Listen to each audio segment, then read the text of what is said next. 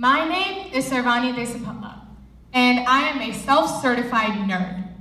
No, really, I'm not kidding. My ideal Friday night looks something like this. Me, in pajamas, curled up in bed with a steaming cup of tea, and a book, preferably something on the creation of the universe, or something that allows me to explore the intricacies of the beautiful world of Harry Potter.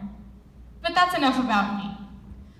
There's this one concept that is yet to be completely explored by psychology, religion, and biology: the evolution of consciousness.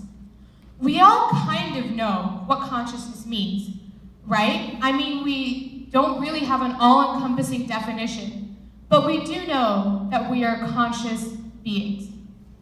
So what exactly does it mean to be conscious? Well, according to the Merriam-Webster dictionary, consciousness is defined as the ability or quality of being aware of something within oneself. Now, to me, that definition is really confusing. It doesn't really make that much sense. But honestly, it has every single right to be that way. We say that consciousness is being self-aware, but we also say that the aim of life is self-discovery. Does that mean that we're not conscious when we're born, but we learn how to be throughout the course of our lives? Does that mean that consciousness can be taught? And for me, the most important question of them all: how in the world did we get here? So for today, it's really important for you to understand what I mean when I use the word consciousness. So let's try something. If you all could please close your eyes. Please actually close your eyes. Okay, now imagine yourself sitting here in the Ramirez Lecture Hall as you are now. Don't imagine me. Don't imagine the person sitting next to you. Just imagine yourself. Now you may open your eyes. That wasn't that hard, was it? Anyone? No? Okay, great. The ability to separate yourself from the objects around you is an integral part of being conscious. So when did that transition happen? When did the transition from thinking of yourself as a part of society to thinking of yourself as an individual with your own unique thoughts and emotions happen? Fish move as a pack, and even in humans, there's what sociologists call the mob mentality. But as a society, we also celebrate individualism. So when did this transition happen? Well, the modern day accepted theory for the evolution of consciousness starts with the senses.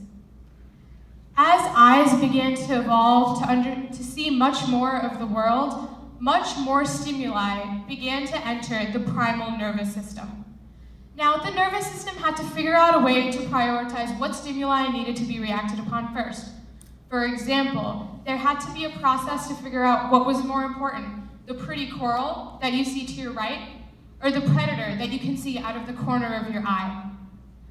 As these distinctions were being developed, organisms began to understand much more of the world around them, and so brains evolved.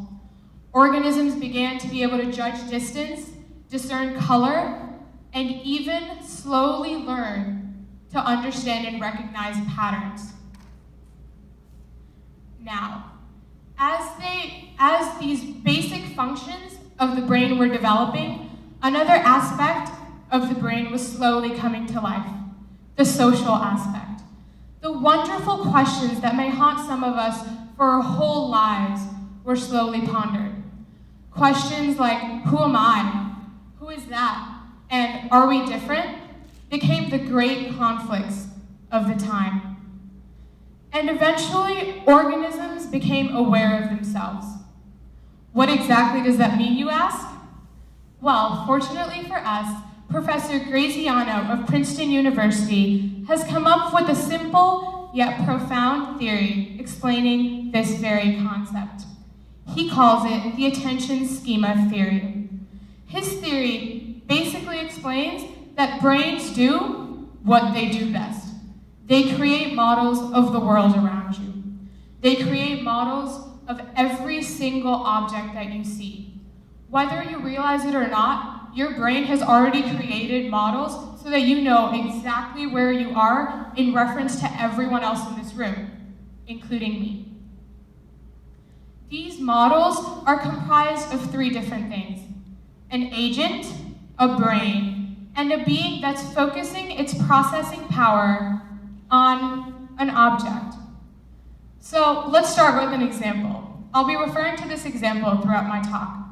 Suppose Mr. Valentine here is holding a sandwich, and I put my attention onto that sandwich.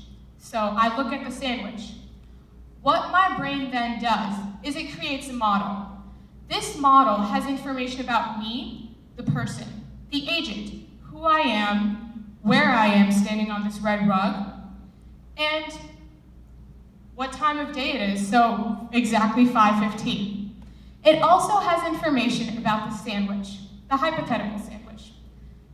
Maybe it has cheese and tomato in it, I don't know. It would have information about the sandwich, but the most crucial part of the model is what it means for there to be a relationship between the agent and the object.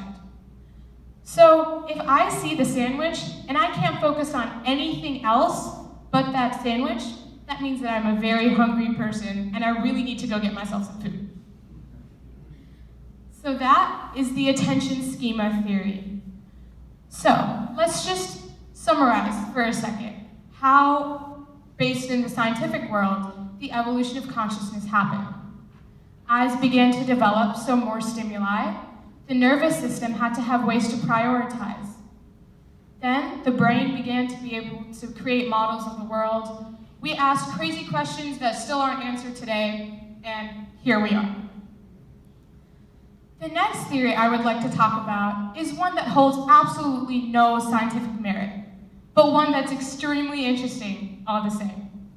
It's one that you can ruminate on for days. I know I did when a friend first told me about it. HBO's Westworld is incidentally also based off of this concept. Julian Jaynes first came up with his theory of bicameralism and published it in 1976 with his book, The Origin of Consciousness and the Breakdown of the Bicameral Mind. His theory basically states that the brain developed out of an obey and command experience. Basically, he said that the ancients would experience a world the way a schizophrenic might today. They would receive orders, and they would proceed to carry them out. He explained that the ancients might have thought that these voices were the gods speaking to them, and that's how religion was born. He cites the Iliad and the Odyssey as his examples, stating that the characters became more introspective as time went on. And that's the theory of bicameralism, obey and command. He said that slowly, people recognized that that voice was just intuition. I would like to wrap up my talk by briefly talking about the Oriental philosophy of consciousness. Contrary to the Western one, that believes that consciousness is merely a characteristic of the mind, the Oriental philosophy believes that the mind and consciousness are separate. According to Vedanta, the word chit means true consciousness. The mind, however, is influenced by Maya, or the illusions of the world. Chit is above Maya in that it keeps you aware of the world, but yet you are not attached to it. Being mindful is being aware of this consciousness and thus liberating yourself from Maya. Hindus also implicitly believe that every single human being is conscious. By our way of greeting, Namaste. The word Namaste means the divine or the consciousness in me recognizes and respects the consciousness in you. These three theories that I have talked about are just a tiny window into what the world's greatest scientists and cultures have theorized about a concept that we still don't fully understand. But we're getting there. So, that brings me to the next part of my talk. I'm kidding. I'm gonna get off now. I'm gonna walk away. But I hope I've made you all a little more self-conscious. In a good way, of course. The consciousness in me recognizes the consciousness in every single one of you. Namaste, thank you, and have a great evening.